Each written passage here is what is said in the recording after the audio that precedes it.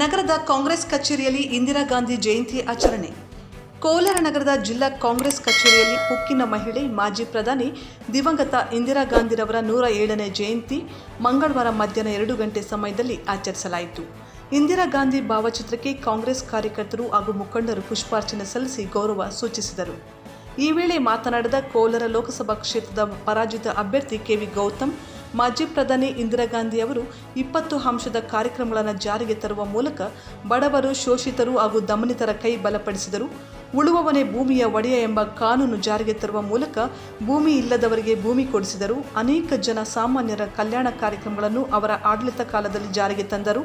ಅವರ ಕಲ್ಯಾಣ ಕಾರ್ಯಕ್ರಮಗಳು ಇಂದಿಗೂ ಅನುಷ್ಠಾನದಲ್ಲಿವೆ ಎಂದರು. ಇವತ್ತು ಎಲ್ಲರಿಗೂ ಒಂದು ಸ್ಫೂರ್ತಿ ಆಗುವಂಥ ದಿನ.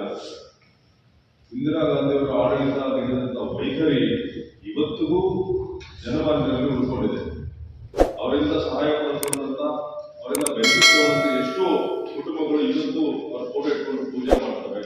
ಯಾವ ಪ್ರಧಾನಮಂತ್ರಿಗೂ ಇಷ್ಟೊಂದು ಗೌರವ ಸಿಕ್ಕಿರಲಿಲ್ಲ. ಅಷ್ಟು ಬಡವರ ಬಗ್ಗೆ, ದೀನದಲಿತರ ಬಗ್ಗೆ ಪ್ರಧಾನಮಂತ್ರಿ ಇಂದಿರಾ ಗಾಂಧಿ ಅವರು ಯೋಚನೆ ಮಾಡಿ ಹಲವಾರು ಕಾರ್ಯಕ್ರಮಗಳನ್ನು ಕೊಟ್ಟು ಇವತ್ತಿಗೂ ಏನು ಗರೀಬಿ ಹಠಾವು ಅಂತ ಏನು ಶುರು ಮಾಡಿದ್ದು 60% ಇದ್ದ ಬಡವರು 23% ತಲುಪಿದ್ರು.